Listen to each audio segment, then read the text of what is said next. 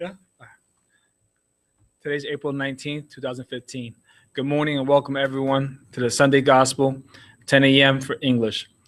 Beseda de Meneses is a Spiritist Association. It's a nonprofit organization, 501c3. We function strictly through volunteers and donations. Our mission is to study Spiritism and promote the practice of spiritual and material charity. Beseda de Meneses services on YouTube and the Gospel from Sunday, 10 a.m. to 11 a.m. The lecture will be broadcasted live online at /Beseda Miami. Today's reading from the book Our Daily Bread by Francisco Catito Xavier by the Spirit Emmanuel, chapter 146, Follow the Truth. Today's reading, instead, speaking the truth in love, we will in all things grow up into him who is the head, that is Christ, Paul, Ephesians 4:15. Because the truth is relative, numerous thinkers take the road of absolute negativism, converting materialism into a zone of extreme intellectual disorder. How can we interpret the truth if it appears to be so obscure to the ordinary methods of appreciation? Boasting over superiority, the officious scientist assures that what is real does not go beyond the organized forms, just as the fanatic who admits the divine revelation only in the circle of dogmas that he embraces. Paul, however, offers a rewarding indication to those who wish to penetrate the dominion of the highest knowledge. It is essential to follow the truth in charity without intending to incarcerate it in the prison of restricted definition. Let us convert into love the noble teachings we have received. Truth summed up with charity presents spiritual progress as a result of effort. Without taking care of this prerequisite, we will be surprised by vigorous obstacles in the path of sublimation. We are required to grow in every way that experience offers us of usefulness and beauty for the eternity with Jesus Christ. However, we will not achieve its realization without transforming daily the small parcel of truth that we possess into love for our fellow men. Comprehension seeks reality in the same manner as reality seeks comprehension. Therefore, let us be genuine, but above all, let us be righteous. For reflection about today's reading. In today's reading, Emmanuel alerts us to be watchful of the truth, because the truth is relative. Numerous thinkers and scientists tend to materialism, converting it into a zone of extreme intellectual disorder. The reading of Paul offers us a rewarding those who wish to penetrate the dominion of the highest knowledge, indicating the path to the truth is to be righteous and genuine and always seek love, charity, and comprehension. Today's prayer. Lord, thank you for allowing us to be here today to celebrate the love and teachings that you give to us through our lives, that we may receive today's teachings with an open heart and open mind, without any prerequisite but love. Lord, thank you. Continue to please guide us, even though we may be difficult. We love you. We praise you.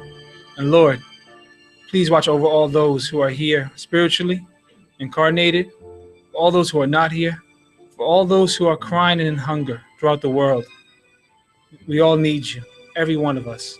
So be it.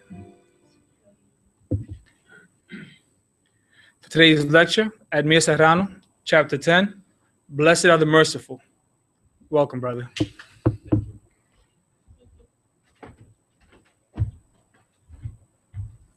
Good morning, everyone. Always a pleasure to be here. Yesterday was April 18th, and it was a very special day in the Spiritist doctrine. Yesterday, 158 years ago, it was published the first version of the Spiritist book, which gave birth or gave light to the Spiritist doctrine through that first publication of the Spirit's book. And the Spiritism is a doctrine, obviously, first of all, Christian. So we are all, every Spiritist is a Christian. And because our Spiritism is based, it's applied Christianity. It is, in more specific, it is the teaching, not only the teachings of Jesus Christ through his the New Testament teachings and so forth, but also additional information about our reality as immortal spirits. Jesus, in all his teachings, he is very clear about the continuity of life after the death of the physical body. And he is also very clear about the existence of an afterlife and a non-physical world where everyone will inhabit more not permanently, but in longer times after the death of the physical body. And he, in all his teachings, he endeavors to show us the necessity for our own good of changes, personal inner changes, to become better persons, more evolved spirits. He is very clear in all his teachings that although materialism is necessary for our survival, it is not the only thing. There is this higher purpose that we have, which is to grow spiritually, morally, and so forth. And the Spiritist doctrine gives us like guidance. Obviously, the first and the original teachings are in the New Testament. So we can read it and we'll learn all the teachings of Jesus in that New Testament, which is for whoever has a Bible, use a Bible, or have read a Bible. It is the second part of the Bible, starting in Matthew. That's where the New Testament starts, and all his teachings are there. So the Spirit's book is not concentrated on the teachings of Jesus, but on new teachings. First, the existence of God, the reality of this spiritual world, non-physical world, the reality or the teachings of reincarnation as a opportunity to re-educate ourselves, to become better through different experiences, earthly experiences. And there's a bunch of others. Questions, 1,019 with answers, divine laws, everything. It's a guidance for us to know our true reality. And then later came the Medium's book, which is an extension of the Spirit's book. And then the third book, the Gospel according to Spiritism. So what happened there in the Gospel was that then Kardec with the help of the Spirit. So what he did, it was like a joint work between Allan Kardec, after he was ready to take on the work of the Gospel. Kardec as an instrument, an incarnate instrument, to record the teachings of the spirits in regards to the teachings of Jesus. So it was like a clarification of the teachings of the gospel. So the gospel, according to Spiritism, is like the religion portion of our doctrine. It is the part that is more concentrated throughout those chapters. We're just rephrasing that. The teachings of Jesus. And the purpose is for us to know more clearly how to apply each one of those teachings. First, to understand what they mean, what Jesus wanted to teach us with those teachings, and how we can use it in our daily lives to become better. Not better than anybody else, better than we were before. And this betterment, this improvement, we go through what we should go through, like every day in the incarnate life. And we also have the opportunities to learn and improve things at night when we are out of the physical body and in contact with the spirit world. We do that through our incarnate lives.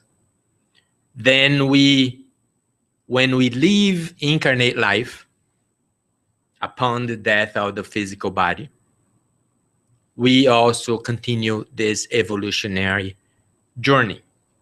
So we are always, well, not we are always learning. We always have the opportunity to learn. Incarnate life and not in the disincarnate life. We have the opportunity. It's going to depend on us whether we want to learn. If we feel that necessity to learn. So what we learn in Spiritism is that everything that we learn that we're supposed to in order to improve ourselves is good for us. We are not benefiting anybody. We are actually. We benefit everybody who is around us when we make ourselves better. Even unknowingly, we don't know it. But we're going to act in ways that other people see it, like it's subliminal learning, right? You learn, you act in a way that is proper.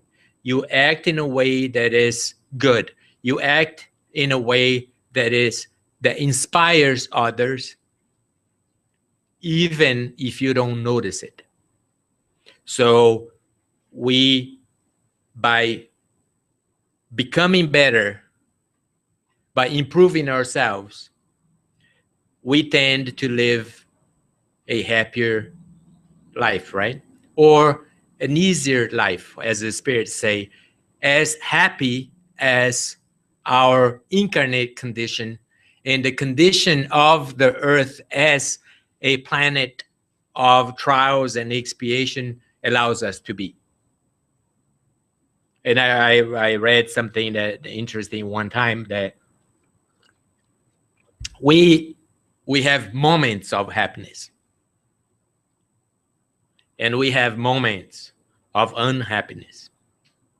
It's just a matter of us understanding and accepting that, and understanding that there are steps that we can take in order to be as happy as this incarnate condition allows us to. So throughout the teachings of Jesus, there are several lessons that he gives us in parables and so forth.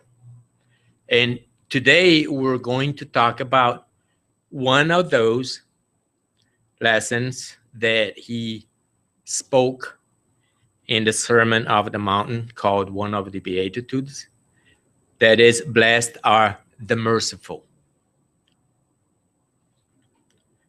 And The reason that he says that is that blessed are the merciful, for they shall obtain mercy.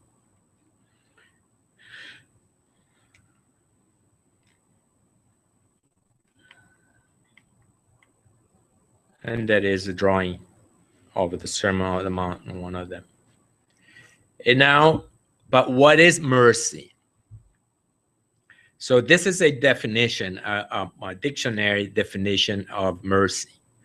Mercy is compassion or forbearance shown, especially to an offender or to one subject to one's power. I have someone who is below me for some reason, so I have compassion for that person, even though maybe in some ways I am superior, not necessarily superior in morally or spiritually, but maybe I have certain power, like slave owners had that power over their slaves, for instance.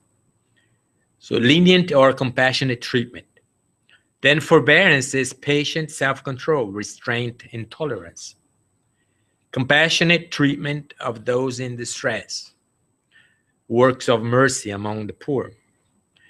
And then the more religious definition is a blessing that is an act of divine favor or compassion. I don't know if you take the time to read the news, like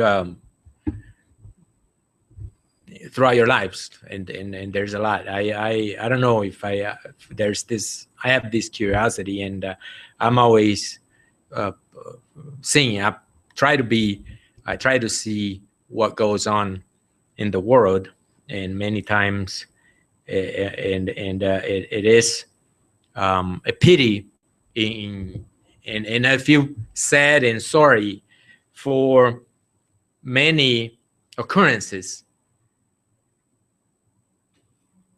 that goes on in the world because of the lack of compassion. We see it daily. Lack of compassion and excessive ignorance. So we see it throughout the world. We see it in small scale, like domestic violence, for instance. And I read many news about Brazil, especially. I don't know, there's this things that draws me because I try to understand human behavior and why we act in the ways that we act. And there are ways that we understand it better when we understand the Spiritism.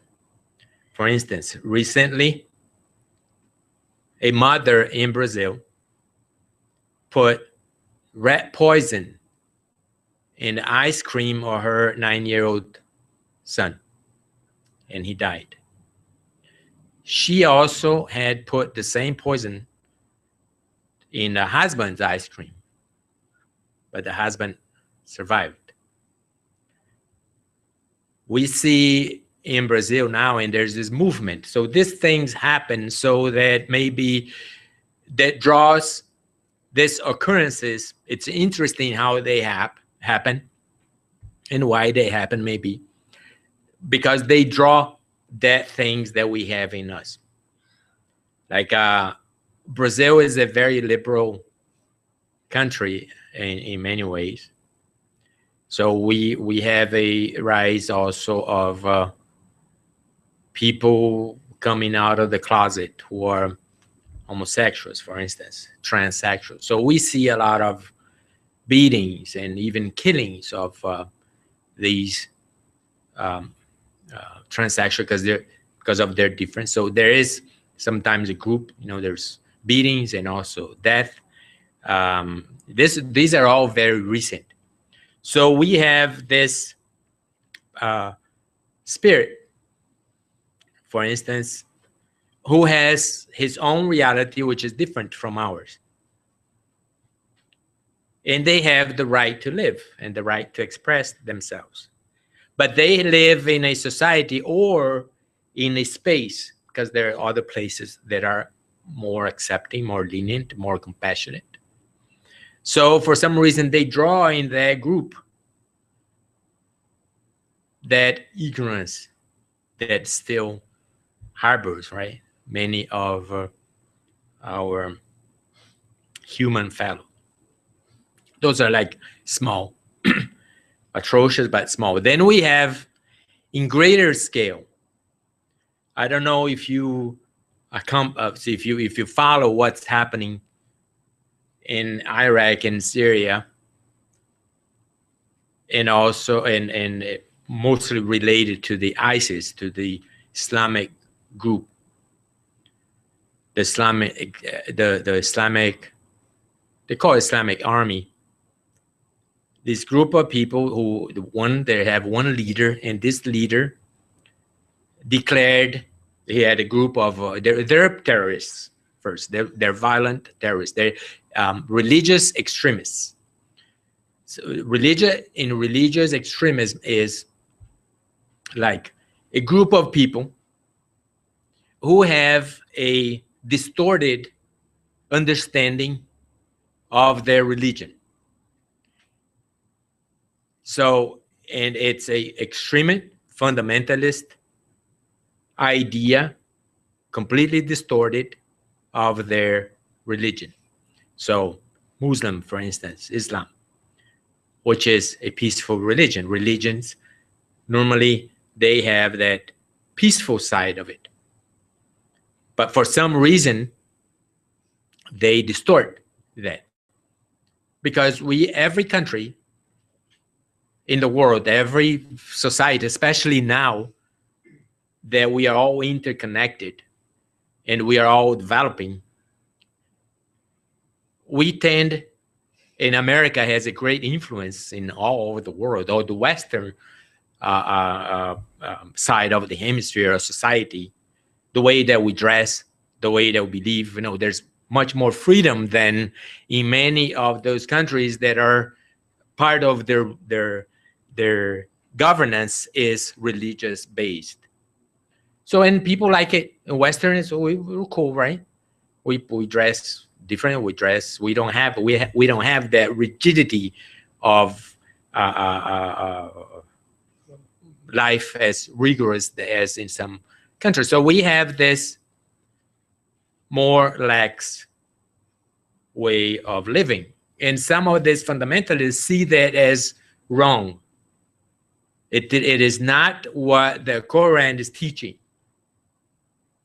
Even where their religion is the base religion, Saudi Arabia, Egypt, and all those Middle Eastern countries, and some South African and some African countries, North Africa especially, it's all Muslims in there. But there, if you can see them, if you see those countries, they're more open. The followers of religion, they also follow and adjust to progress. But then you have this group of people who say this is not what Muhammad taught. This is how it is. So there's still, and there was as recent as 3 weeks ago, this group stoned to death in a public place with people watching, a couple who were engaged, and they found out that they had sex before they got married.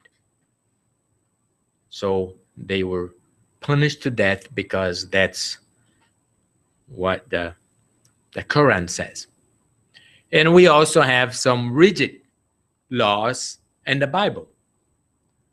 The Mosaic law is rigid, but the times and the progress shows us that we need to be, many of those teachings were necessary at that time because the condition that people were more brutal, and there weren't like social laws as severe or jails or stuff. So if you do something wrong, it's the people where you live will punish you according to your transgression. So it was necessary to keep order at that time where we were more, or humans were more brutal, needed that restraint. So how do you, that why was the law, you know, tooth for a tooth, an eye for an eye? If you kill somebody, you're going to get killed. So if you don't want to get killed, you don't kill. So it's a way that they had, but it was a divine law, it was like more intuitive, so that they could keep peace and order. If you want to kill somebody, you have the freedom to do it, but you're going to get killed. In Islamic laws, for instance, till today, there's the Islamic army, they chopped the arm off, and you can see in the picture, if you put it on YouTube, you'll see it. They chopped their hand in public place, people watching. Why? Because they stole. Stealing is against the law. It's something that you're ripping off your brother. There's a punishment for that. And according to the Islamic law, the old Islamic law, you get your hand chopped off, so you won't steal with that hand anymore. You have the other, then you try to decide whether you want to do that or not. So we still have today, in many parts of the world, this extreme lack of compassion. And that shows us the need of us, in our small ways, to incorporate these values or these teachings in our lives.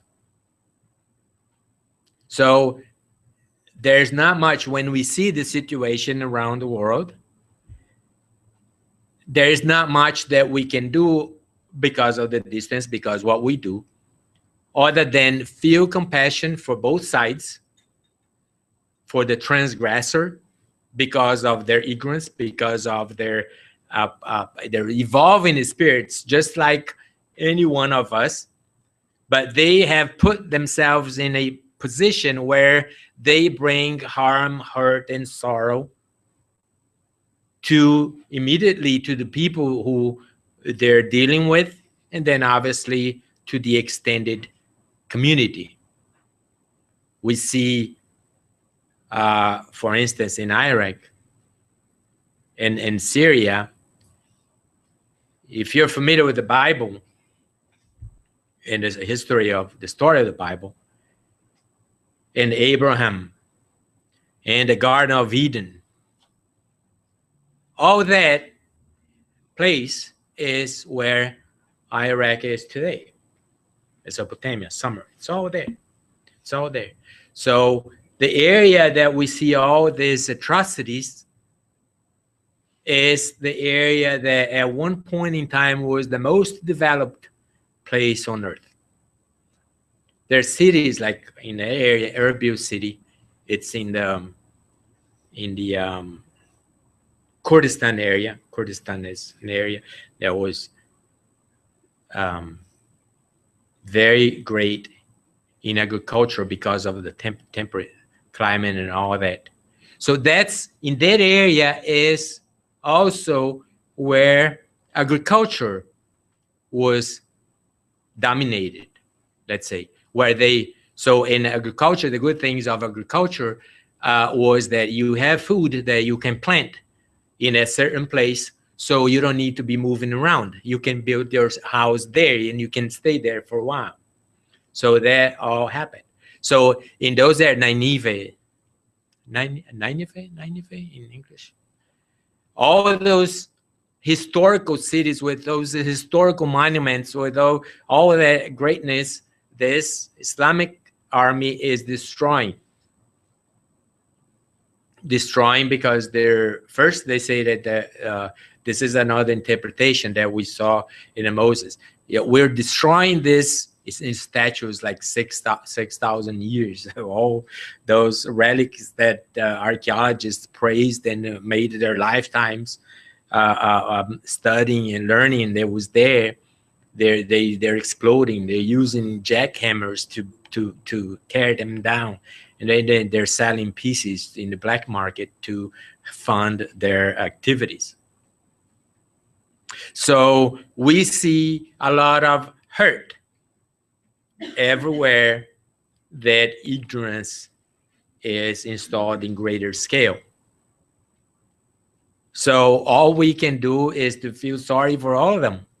For the monuments, that is the sign of our accomplishment as evolving the spirit, because we have this our history of ignorance also when we in back in time when we were developing as a spirit incorporated or incarnated in different bodies, starting in the lower forms of animal life and growing to then to become humans in this body, a body appropriate and in condition to be served as a proper instrument for that level of intellectuality, morality, and spirituality that we had achieved. So our history, all of us, if we were able to look into everything that is stored in our mental body, we would see ourselves also in those situations, most likely.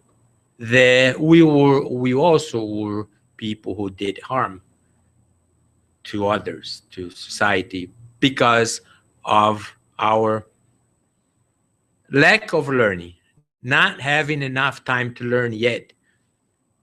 But luckily, we got to a point where we are sitting here today in this Spiritist Center because we decided that this is the path that we want to take, that we are ready for this next step to become like these the spirits more evolved that can make a difference, that can make the earth, in that case, the planet, regeneration planet, that the spirits say that one day we will reach.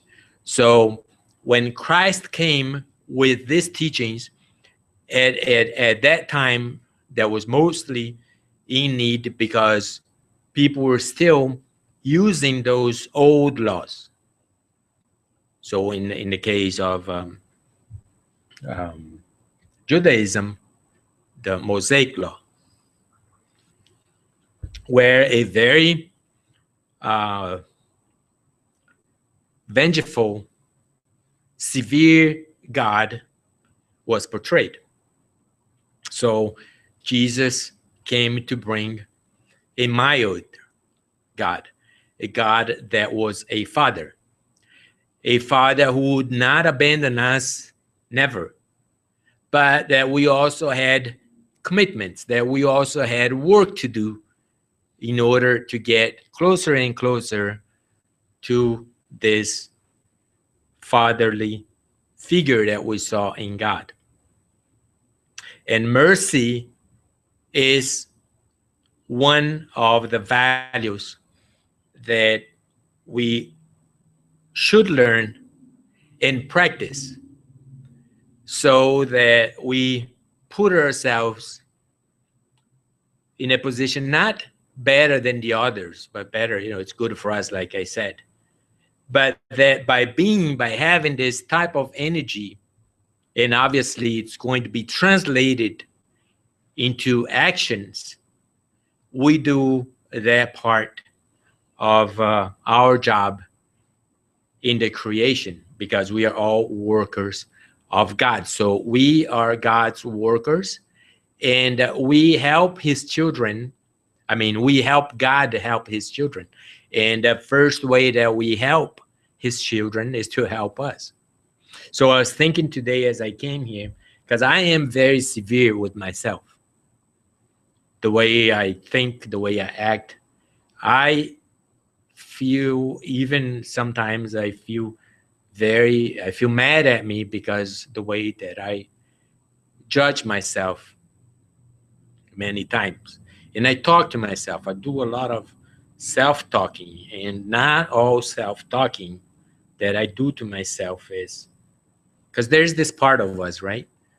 So there's a part that I'm severe, and then on the way here, I thought you were gonna talk about mercy today. You should talk about self-mercy. I have these two things here. Have mercy on yourself. Shut up for a moment, be human. You can do it. You have to do it. You have to be compassionate, of course, but be compassionate of yourself first. Then you can be compassionate to others. So I'm trying to do then that self-mercy. Now we have the teachings of Jesus, like be merciful so that you get mercy, or blessed are the merciful because they will attain mercy. So when he says mercy, is because he's putting us in a place where we are being watched by God.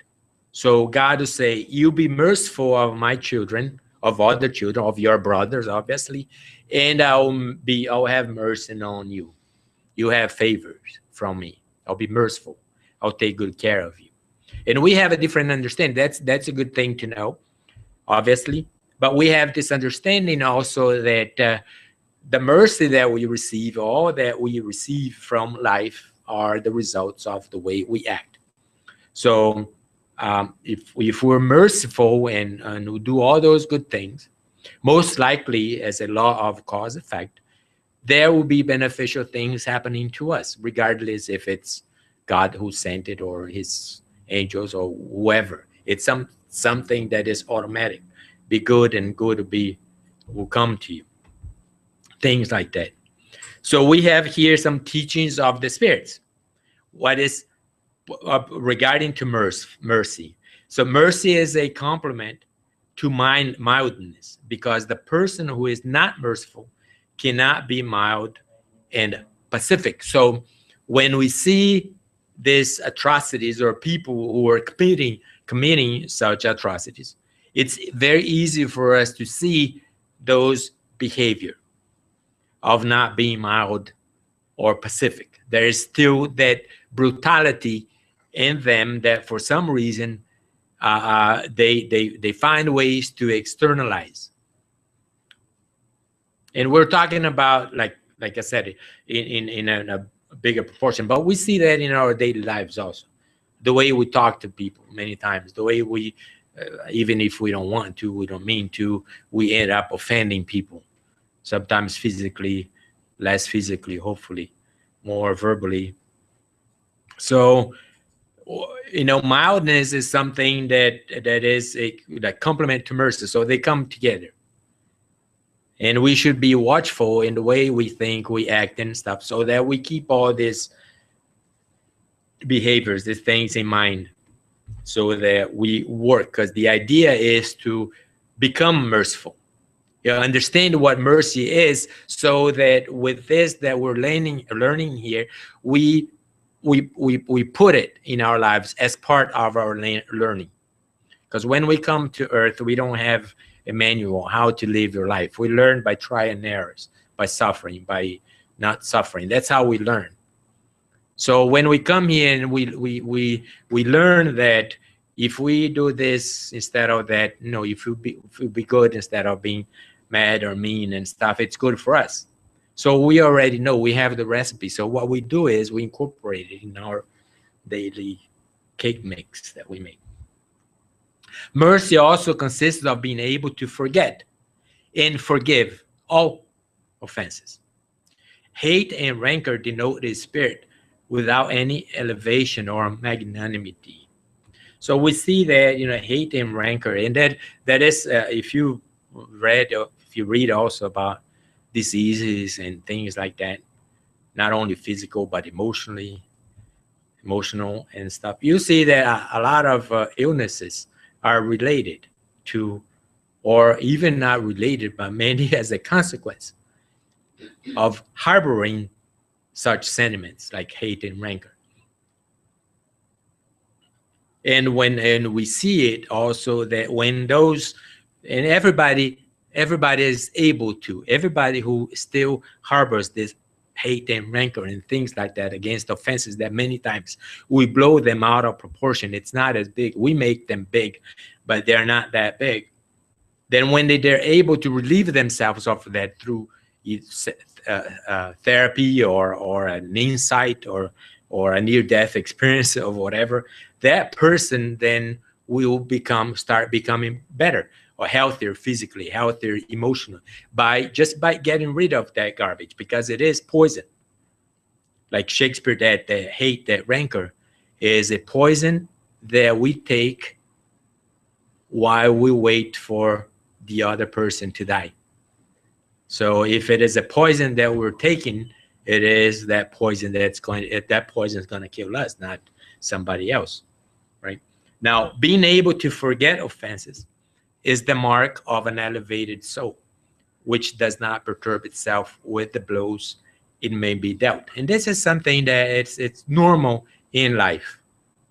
We live in a society. We associate with people of all different learning, different intellectual level, moral level, spiritual level. So we are susceptible of all that. So it's going to depend on us, on the way we think, how we're going to react to that person trying to offend us. And we see that in a workplace, for instance, where people are competing for positions and stuff, like backstabbing, things like that. So the one is always anxious, the unmerciful, of a dark susceptibility and full of bitterness, while the other is calm, full of sweetness and charity. So these are the last part here is the consequence. The consequence of being that which we are learning or doing. So we know if we act this way, we'll become sweet and charitable, and that is good for us. So if it is good that we do, in psychology says it, if that is good for whatever, do more of it. So in our lives, if this is good for us, let's do more of it. And then we have this teaching, forgive others so that God may forgive you. That's what Jesus is saying in his teachings. And then we have the spirits telling us, before death reaches us, it is necessary that we pardon all our enemies, thereby eradicating all motives for dissension, as well as all causes of animosity. In this manner, it is quite possible to make a friend in the next world out of an enemy in this world. What they mean is that we have people here who we might consider an enemy, and we do harm to that person, or that person did harm to us, and we are what we are, right, in this world. What all that does is to transfer us, it's to get us out of the physical body and transfer us from the physical way of being to a non-physical way of being, but we still are what we are. Our feelings, our emotions, that's us. We cannot get rid of ourselves. So if we have that, if we when we move for good to the spirit world, and we have this animosity, this thing against that person who maybe did harm to us, we might continue to hate that person. And this forgiveness thing before death, it's very important. I worked with people who were dying, people with terminal diseases, and I saw that in my work.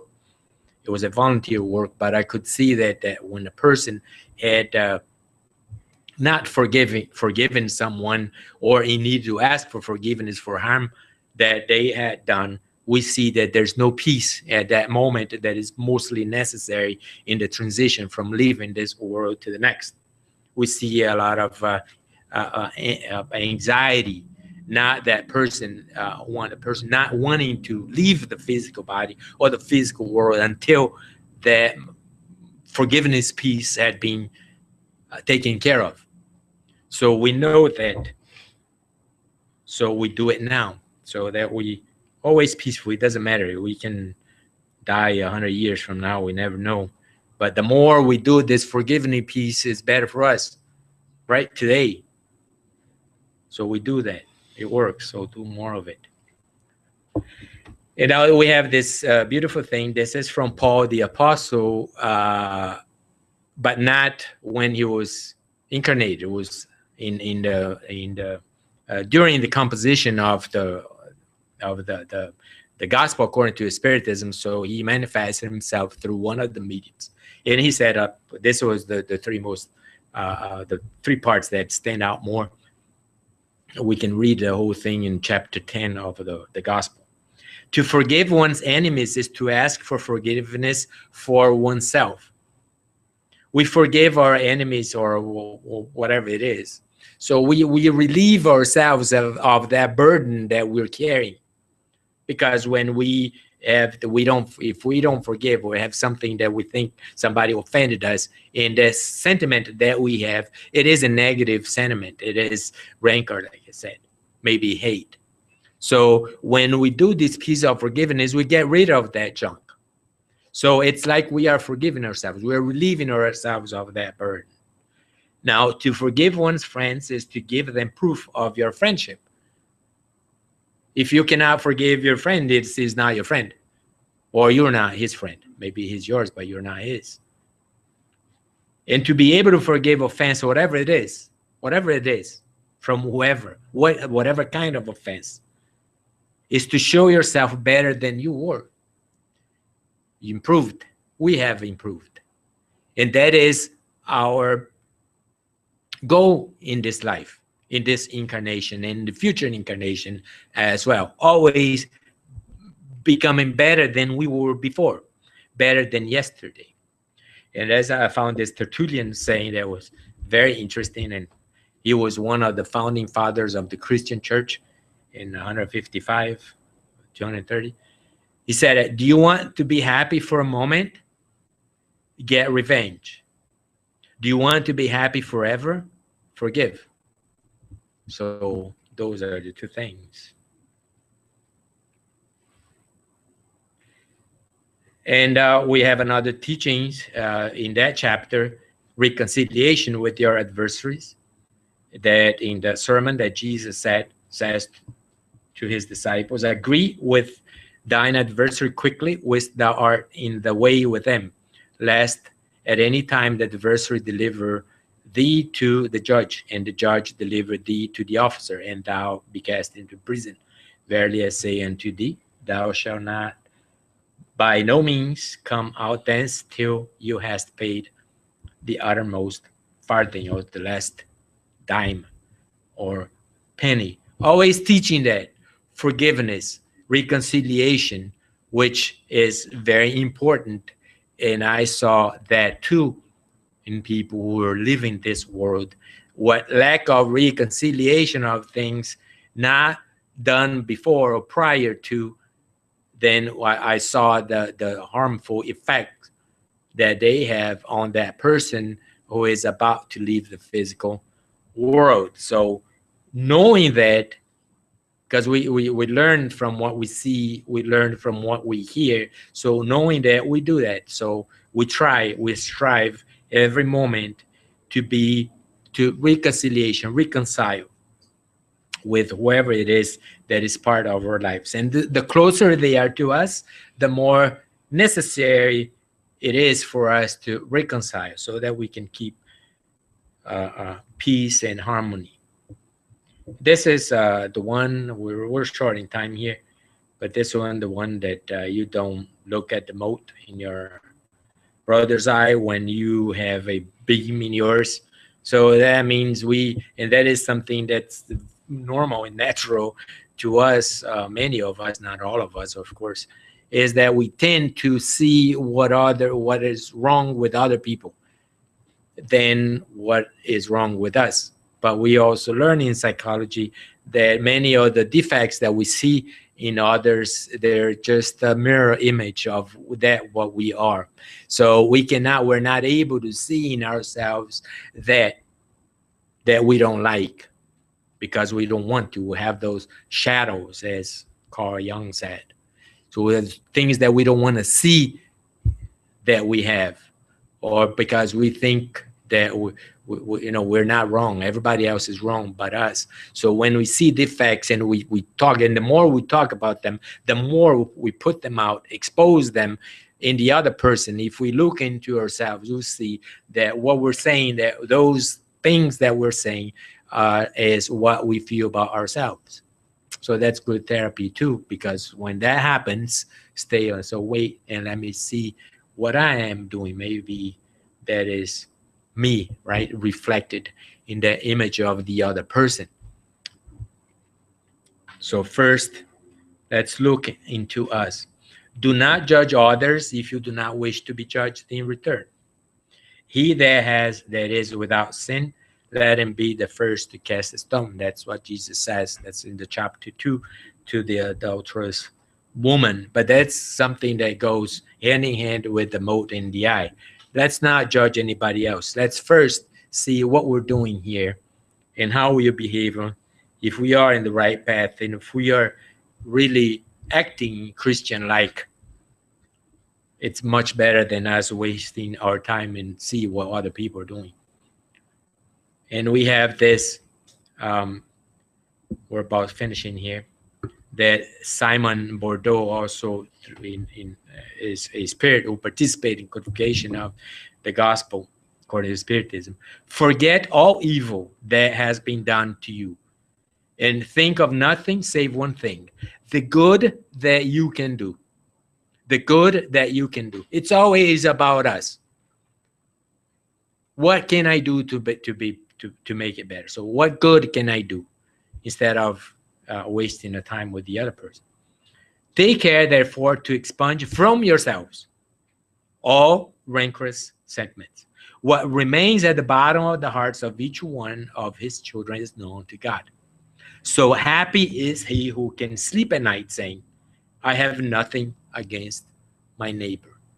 I have not. This could be a mantra that we could go to bed with every night. I have nothing against my neighbor. Maybe there's this, then there's this little voice. Oh, yes, you do. So what neighbor? This neighbor. So what is it? Then you fix it. That's how we learn. So blessed are the merciful, for they shall obtain mercy. So us, obviously, in this work of improving ourselves, learning the lessons of Jesus and practicing these lessons, we have all, that is, it's a law. It's a law. It's a divine law that whatever we do will come back to us. All choices that we make, and I'm living that, we all live that. And if you look closer, you will see all the choices that we make will have a consequence. Then there's complaint because you made the wrong choice. But there's nothing that you can do because the choice is made. So what we learn is whatever choice we make, there will be a result. So make wise choices so we get better results. And these choices are the choices, the way we also act, think, and live. And we know for certain that it will come consequence. We can even know what kind of consequence it is when we are aware of what we did. I know mine. When I act, and sometimes it's, if you didn't think enough, then you do it. And once you throw the stone, you won't get it back. It's done. Just wait and pray so that you're not hurt that much. So we become merciful, we will obtain mercy, not necessarily from another source or God or his angels. We're going to obtain mercy as a consequence of what we do, as a consequence for the efforts that we have put in becoming better. It's a law, and it's irrefutable. It's going to happen. So thank you very much. And now we'll have a final prayer, and then we go to the passages. Thanking God for the opportunity of being here. Thanking Jesus Christ for all his marvelous teachings and lessons so that we are guided to the right path. And knowing that we are the first beneficiary of the good things that we put out, the way we act, the way we live, the way we think. Knowing that we always ask for the guidance also of our guardian angels, those spirits who are walking with us from the other side of life, walking, helping us in our path of improvement, betterment. Stay always with us, always giving us your love, your strength, and your understanding, and your forgiveness for the things that we do wrong, and of your light for putting us back on the right path. Stay with us. Give us your peace, love, and blessings now and forever. So be it.